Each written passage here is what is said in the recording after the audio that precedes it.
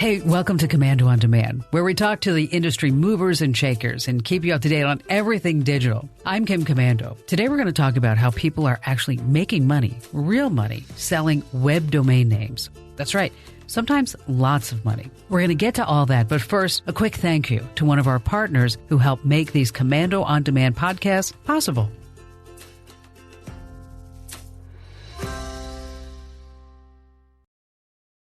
shoppingmalls.com was sold by a student of mine for $50,000. That's shoppingmalls.com. He says, how much you want for the domain? I said, I have no idea. And he says, how about 5,000? So I said, yeah, sure. And then he sent me $5,000. He probably would have paid more for it. These are sales that are being bought out by professionals in that industry. It's very valuable to them. Yeah, that's right. If you actually had purchased Cars.com 10 years ago, you would have made a ton of money. I've heard some of Jamie Lewis's stories, and I got to thinking, you know what? I wonder how many of our listeners have web domains, Twitter names, social media accounts, just sitting around collecting dust, and somebody would actually want to buy them. You could buy a domain for $10, get it on GoDaddy.com, and then you can flip it either on Flippa, on GoDaddy Premiums, or by doing outbound calls. And speaking of domain names, just recently, I purchased a domain name. That's right. I wanted to start a podcast network, and it seemed like all the good names were taken. We, of course, owned podcastk.com, but I didn't want to limit our podcast network to just stuff that I did. So I went out in search of the perfect domain name. And then I found it. It was there. Podnet.com. That's right, podnet.com. So think for a moment, how much would you be willing to pay for a domain name like podnet.com? $100, $1,000. How much do you think I actually spent to purchase podnet.com? Now, of course, you know they call me Frugal Kimmy. But when it comes to business, it comes to marketing, think about the cadence of the word podnet.com. It sounds good, doesn't it? Do you have that number in your head? All right, I'll tell you the answer in just a moment. Because buying and selling domain names, it's like flipping real estate. In fact, on the web, that's exactly what a domain is, real estate. If you don't own any titles, but you happen to be good with words, you can invent your own name that you think will sell. You can reserve it, and then you can turn it into a profit. Good website names and social media handles are in really high demand, especially the older ones. I'm going to tell you how you can get into this web domain real estate market racket in this podcast. And before we get to all of that, how much do you think I paid for podnet.com? How much do you think, Michael? Do you have the number in your head? Are you ready for it? I paid $4,999 for the domain name podnet.com. And now that you know that, I expect you to at least go visit it a few times. That's right, podnet.com. All right, so I've got this round table of experts going. These are some of the top domain buying and selling gurus in the entire business.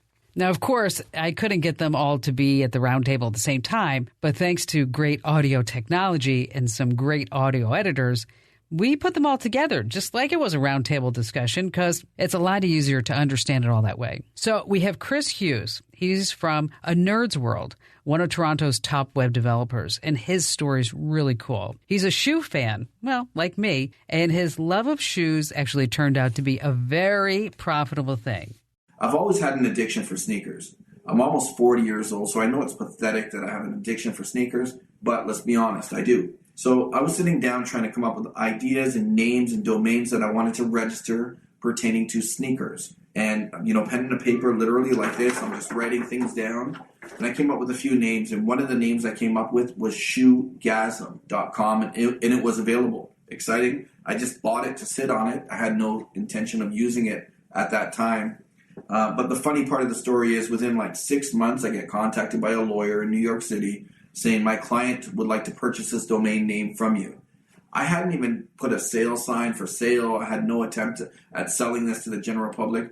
So I said, sure, why not? I think the first number I came up with was like $5,000. Why not? All right, so how much did you actually get? And be honest. I don't recall what the final price was, but I know I made at least $1,000 profit. And the neat thing was this, like 2 years ago, I'm walking through New York City and I look up to the left and there's this huge store and the name of the store is Shoegasm. Pretty exciting to see my idea on pen and paper, purchase a domain, then sell it to a store that now has a big location and a big storefront in New York City. That's my story. Wow, I've got to check that out the next time I'm in New York. And here's Jamie Lewis from Domainer Elite. He had a couple of great ones too. Shoppingmalls.com was sold by a student of mine for $50,000. That's shoppingmalls.com. I sold gettingpregnant.org for $5,000.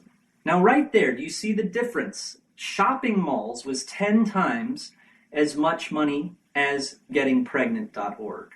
Now they were both bought in a certain way and by professionals in those industries. From what I heard, Shopping Malls was bought by someone who owned shopping mall complex. Gettingpregnant.org was bought by an in vitro company. And so that in vitro company came to Google and they did a search for getting pregnant to see who their competition was. And they saw this blog sitting there with just one article and wasn't doing anything. And they said, we really like that domain because we're going to develop on that domain. It's doing well in the search engines. And he emailed me. He says, how much you want for the domain? I said, I have no idea. And he says, how about $5,000? So I said, yeah, sure. And then he sent me $5,000. He probably would have paid more for it. He probably would have. And imagine how much it would sell for now. I think for the most part, all the best names are truly taken. I'm hoping that you own a good name, but let's just say that I don't. Chris, how can I come up with some names today that would actually turn a profit? You can sit down, do it the old-fashioned way like I did it, a dictionary, just writing down ideas, pen and a paper on the side, and circle stuff. And people have to understand that the big terms are going to be taken. Balloons.com, flowers.com. You throw in another key word in between, in front of, behind. The part of the excitement here is actually just searching. There's billions of words in the dictionary in multiple languages. I'm certain you could sit down in one evening and come up with 10 really neat ideas for domains that are available at $9.99. And now's the time to get you motivated to buy. And then there's the question, where's a good place to buy it? I mean, I want to make sure I don't get ripped off. I recommend just buying your domain on GoDaddy.com. I've used GoDaddy for a long time, 24-hour service. The price is right. GoDaddy.com. Simply go on their website and just start typing in ideas. Yeah, I've used GoDaddy.com. It's pretty simple, to the point, easy to use. Everything's laid out for you. As a matter of fact, I just purchased another domain, podkids.com. So how much do you think I spent for podkids.com? And I have to tell you, it's not like my money's growing on trees out here in Phoenix, Arizona. Now, PodKids is going to be a podcast network for kids. So let's ask Mike James, who's here in the booth with me right now. Mike, how long have you known me? 17 years, going on 17 years. Would you say that I'm frugal? You're the super frugal, yes. Okay, so you know that I spent about $5,000 for podnet.com. Yep. Okay, so I want to start a podcast network for kids. Mm-hmm. You know, great stories, family friendly. They don't have to worry about hearing something that they shouldn't hear. Right. So how much do you think I spent for podkids.com? It's a great name, first of all, so I would think it would be worth at least $5,000, but I don't think you paid $5,000. I'm going to say it's a great name. I'm going to say $3,000. Are you ready? Uh-huh. $1,499. You got a great deal. Okay. So if you think about this, I've got $6,500 wrapped up in podcast names in the last 30 days. And that's just me. People are buying and selling domain names. As I mentioned, I use GoDaddy because everything's laid out. Anywhere else we should go? There's one last option I'd like to talk to you about. It's expireddomains.net. This is a marketplace of expired domains, or just about expired domains, meaning that they're going to expire today. And maybe the owner of the domain didn't know that, wasn't aware, they're on vacation, they're in bed, they no longer want the domain.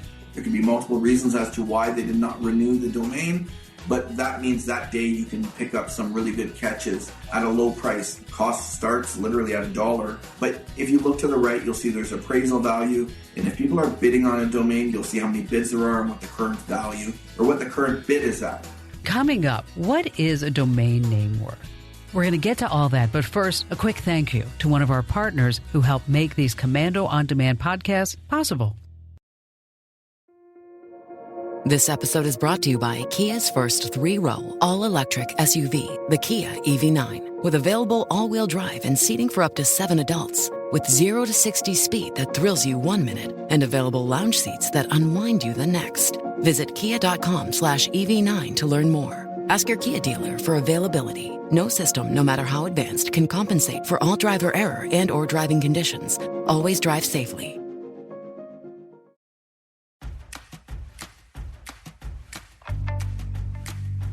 Okay, Chris, here's the question on everybody's mind. What is a domain name worth? I mean, how do you really go about looking that up? I have to tell you, as I mentioned with our domains that I've already purchased, I normally think about the marketing value, and I go with what my gut tells me.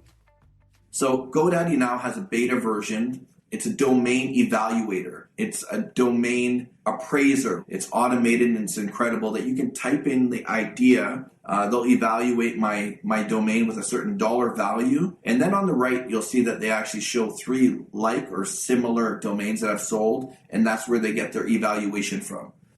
I have seen those valuations. Do you think it's truly valid? I mean, is it a rock solid price?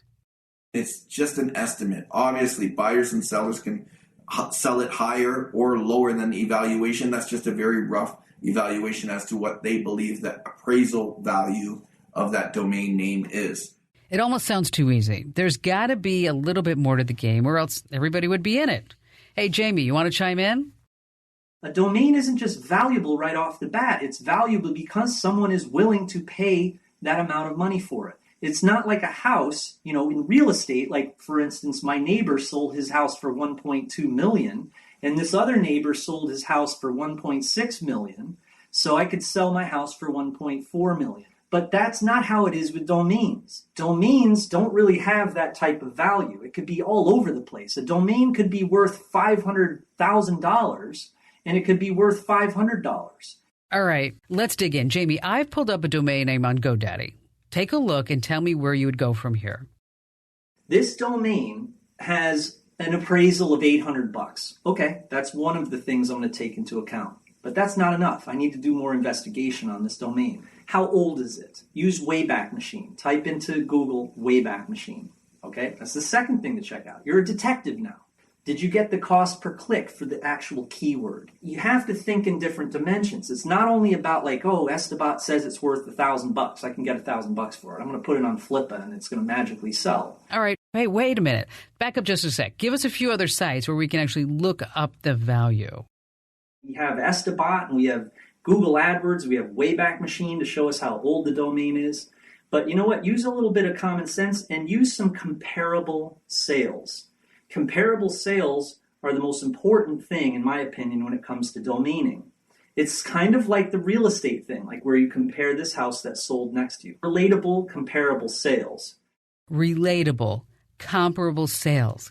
Got it? Another reason why you want to really get into comparable sales is because if Estabot does give you a low appraisal, and you're thinking Estabot messed up on that, well, then look up some comparable sales yourself and then use those comparable sales in your listing. So if I'm smart, I'm not going to just settle for the GoDaddy or the Estabot estimate. Estabot is a robot. It's not going to be as good as you interpreting to the buyer why this domain is good. Search engine optimization comes into play. If it's someone who wants to purchase this domain because they want to dominate in the search engines and they want to get rid of their competitors, then that's another reason. All of those things would go in either your Flippa auction, where you have a chance to write out exactly what the domain is about, or it's going to be something that you're pitching to someone on the phone. That's right. You can actually beef up the price. I can control some of that. Chris, what are some of your favorite places to sell a domain name? Flippa.com is my favorite. Flippa.com. We have GoDaddy.com once again. They also have an auction and an opportunity for you to sell your domain names. Sedo.com is probably the third biggest marketplace for domains. You got to be a little bit of an investigator, a little bit of a detective, and do your own research, and use your noggin and use those comparable sales. All that's great, guys, but you know what? I'm a bottom line type of gal. Show me the money.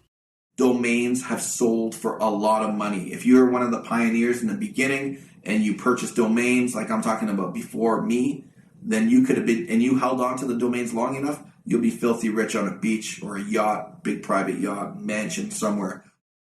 Mansions really aren't all they're cracked up to be. I know, first world problem. You have big houses, but it takes a lot of work. It costs thousands and thousands a month to maintain. And it seems like every other day something's broke. For me, I wouldn't give up my day job to get into the domain market, but I do buy and sell a lot of domains for our business. Don't look at it as a career in the beginning. Look at it as a hobby. Make a little extra money. Have some fun. It's better than the lottery or bingo or the slot machines. You're going to win more here. All right, good point. It actually sounds like a great way to make some extra cash, especially if you have an old domain without dashes in it or too many words. Ones that end in .com, this is really important, are still considered the most valuable. This is exciting. If you're like me and you love making money, this could become an addiction for you. And remember, the cost of getting in this game of buying and selling domains is practically nothing. Good stuff, guys. I really appreciate your input. I'm going to tell everyone how they can get in touch with you, Jamie and Chris, at the very end of the podcast. Okay, coming up, stay right where you are, because we're going to talk about buying and selling safety advice from our favorite ethical hacker from Bulgaria. That's right. And right now, let's take a moment and thank one of our partners who helped make these Komando On Demand podcasts possible.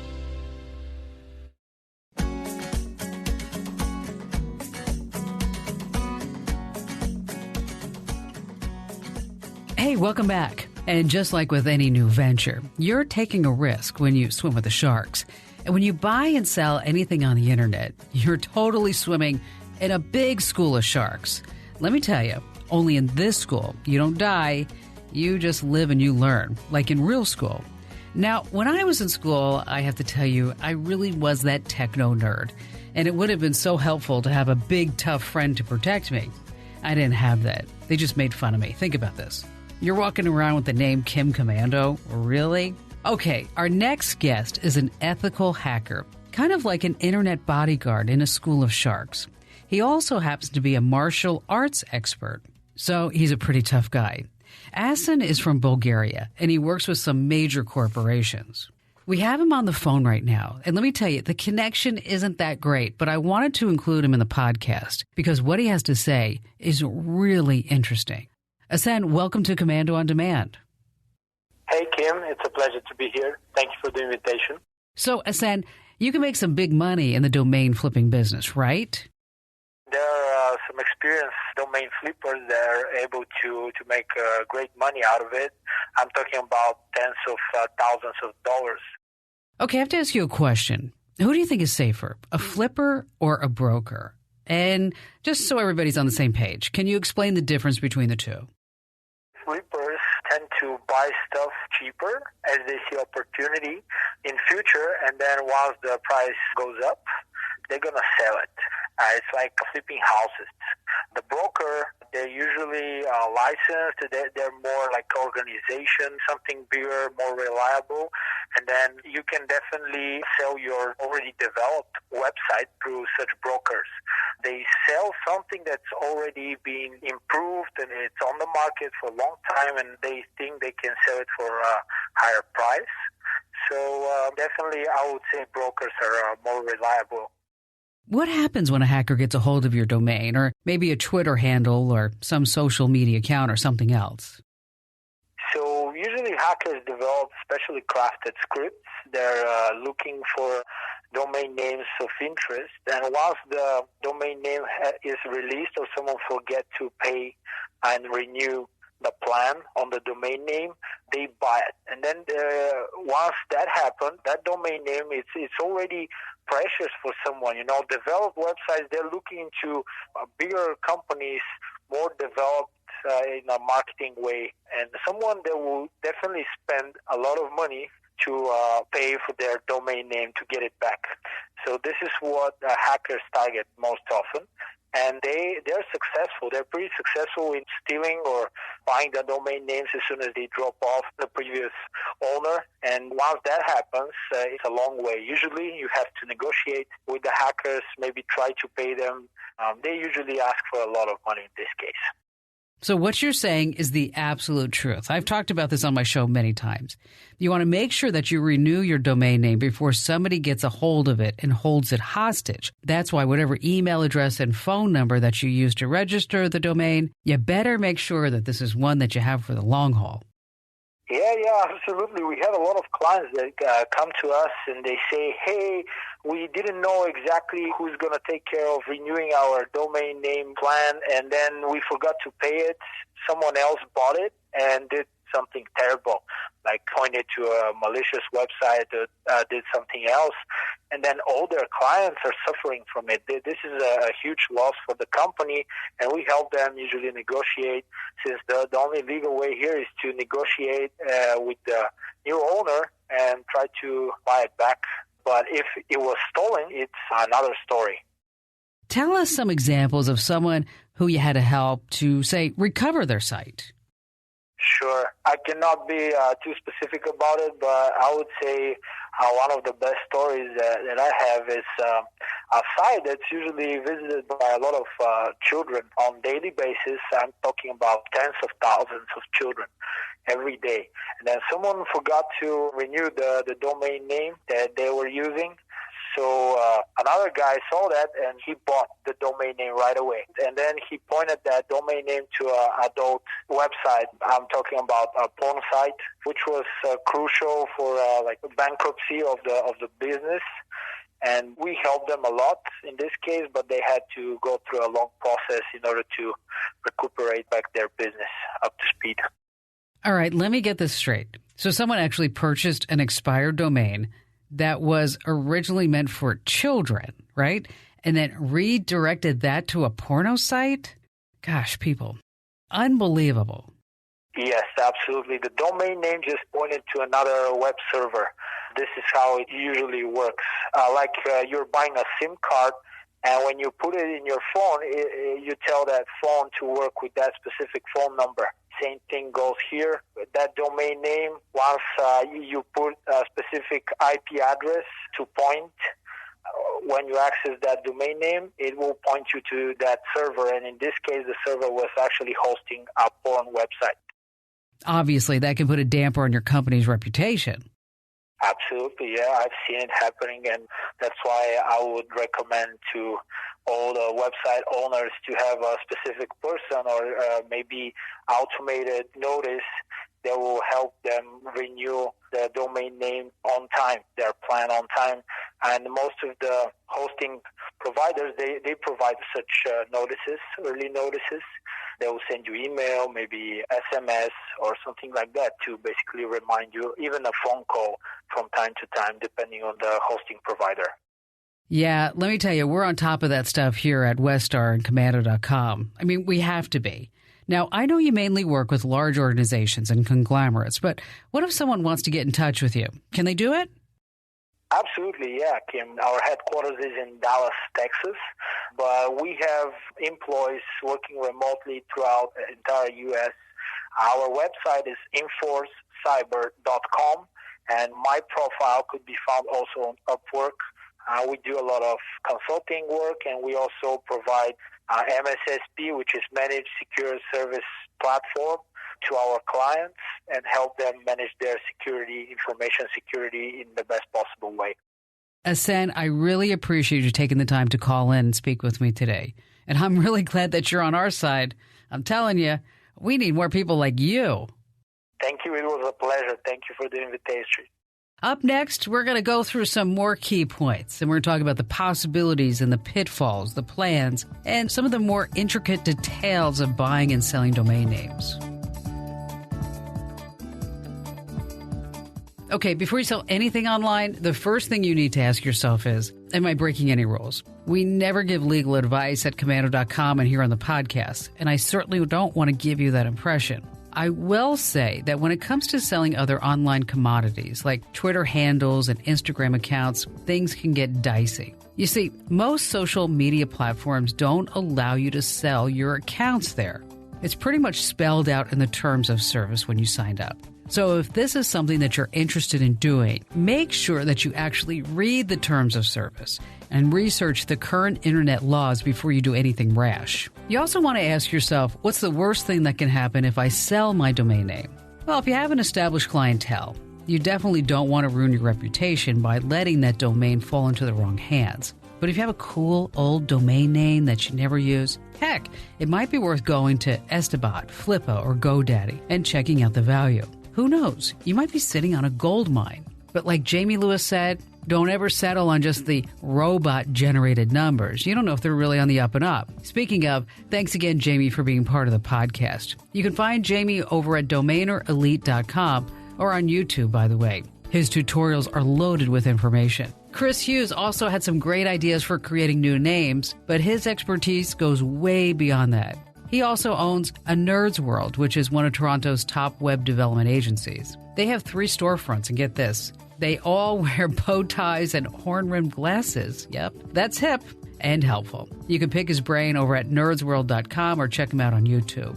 And I also want to thank our special guest, ethical hacker Asen Kieyov. He's the guy that you want to hire if you get into a hacking jam. He specializes in large banking and multi-industry clients, but he's a really nice guy, and he truly likes helping people. You can find him on Upwork, LinkedIn, or InforceCyber.com. That's IN with an I. And if you like this podcast, you know what to do. Head over to Apple Podcasts, Google Podcasts, wherever you get your podcasts. Give us a great 5-star review. Give us a couple of nice words. Yes, I love that. And don't forget to subscribe. So this way you get our podcasts automatically delivered to you even when you're sleeping. That's high tech for you.